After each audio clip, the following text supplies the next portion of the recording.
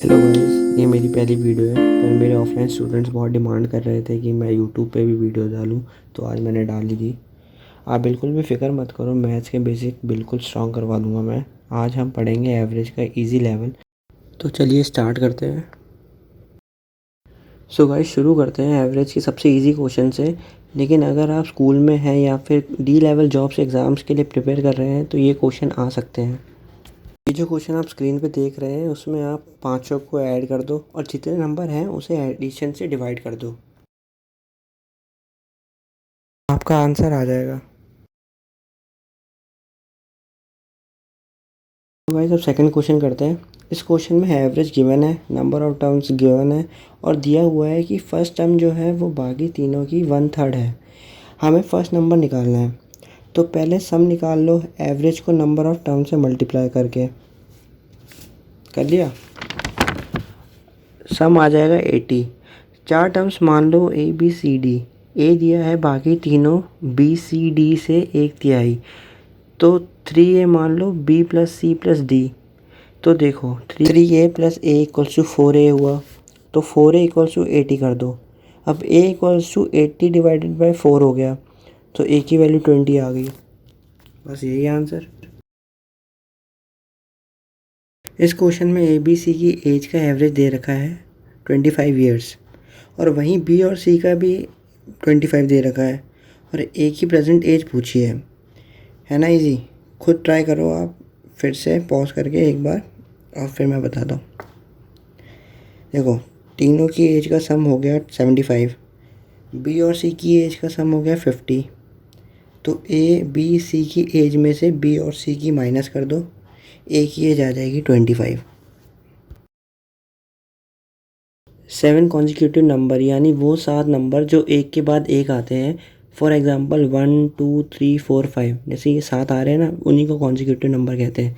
तो गिवन है 7 consecutive number का एवरेज n है और आपको पता होगा जो मिडिल नंबर होता है वही मीन होता है, जो एवरेज होता है मतलब। तो 7 नंबर में 4 टर्म मीन होती है, मतलब fourth term equals to n और 2 और ऐड हो जाए देन 9 नंबर का एवरेज फिफ्थ टर्म के बराबर होगा। आई होप आपको समझ में आ रहा हो, बहुत इजी है, इतना कोई कॉम्प्लिकेटेड है नहीं जो मैं समझाया है। अब सारे नंबर कॉन्जिक्यूटिव हैं तो फिफ्थ टर्म n+1 के इक्वल होगी, तो you get your answer n+1। Fifth question में कहा है पमन के रन्स का एवरेज 75 है, मतलब उसने जितने भी मैचेस खेले हैं उन सब के रन्स इक्वली डिवाइड करें तो सब में 75 रन्स होंगे और उसकी 10th इनिंग में उसने 100 रन्स मारे हैं और अपना एवरेज इंक्रीज़ कर लिया। अब उसका नया एवरेज पूछा है हमें, तो 9 इनिंग्स के रन्स का सम निकाल लो पहले, कितना हो जाएगा? 675 रन्स हो जाएंगे और 10th इनिंग्स के भी ऐड कर दो। 675 प्लस 10th इनिंग में कितने थे? 100, तो 100 ऐड कर दिया तो 775 हो गए। अब 775 को 10 से डिवाइड कर देंगे तो आ जाएगा न्यू एवरेज। तो करो कितना हो जाएगा? 775 अपॉन 100 कितना आया? हमारा आंसर आ जाएगा 77.5। Sixth question, Roman has an average of 65 runs और 10th इनिंग में वो 200 रन स्कोर करता है। अब एवरेज तो बढ़ेगा पर पूछा है कितने रन से बढ़ेगा। ये भी सेम पहले जैसे ही है, जैसे पहले क्वेश्चन करा था वैसे ही है सेम।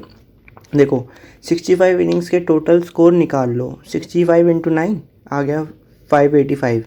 10th इनिंग के बाद टोटल स्कोर आएगा 585 प्लस 200 करेंगे क्योंकि 10th इनिंग में उसने 200 स्कोर करा है, तो 785 हो जाएंगे।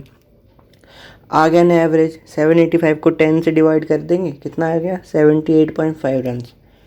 बट हमसे पूछा है इंक्रीमेंट कितना होगा, तो देखो पहले था 65 रन्स और अब हुआ है 78.5 रन्स, तो इसको माइनस कर दो। 78.5 रन्स को 65 रन से माइनस कर दो तो कितना इंक्रीमेंट हो गया? 13.5।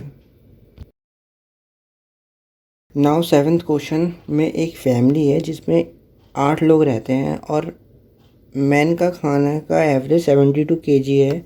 On the other hand women on an average eat 50 kgs of food और मैन और वुमेन इक्वल हैं दोनों नंबर में। एक नीटू नाम की वुमेन है जो कि फैमिली ज्वाइन कर लेती हैं और वो बहुत फूडी हैं और उनके आने के बाद एवरेज 67 हो जाता है। अब बताना है नीतू मैडम ने कितने खाना ग्रहण कर लिया है। तो देखो, मैन और वुमेन इक्वल है, यानी 4 मैन हैं और 4 विमेन हैं, तो टोटल कंजम्पशन हो जाएगा 72 इंटू 4 यानी कि 288, वो हो जाएगा मैन का, और 50 इंटू 4 यानी कि 200, तो इसको ऐड कर देंगे तो 488 हो जाएगा। और नीटू जब आई 9 लोगों का कंजम्पशन 67 केजी हो गया ऑन एन एवरेज, तो टोटल करेंगे तो 67 इंटू 9 कर देंगे तो हो जाएगा 603 हो जाएगा। तो नीटू का कंजम्पशन जानने के लिए 603 में से 488 माइनस कर देंगे तो हमारा आंसर आ जाएगा 115। क्वेश्चन में दिया है कि हर ऑड डे के लिए 1000 रुपये देने होंगे स्टे करने के लिए होटल में, और इवन डे पे रहने के लिए 2000 रुपये देने होंगे।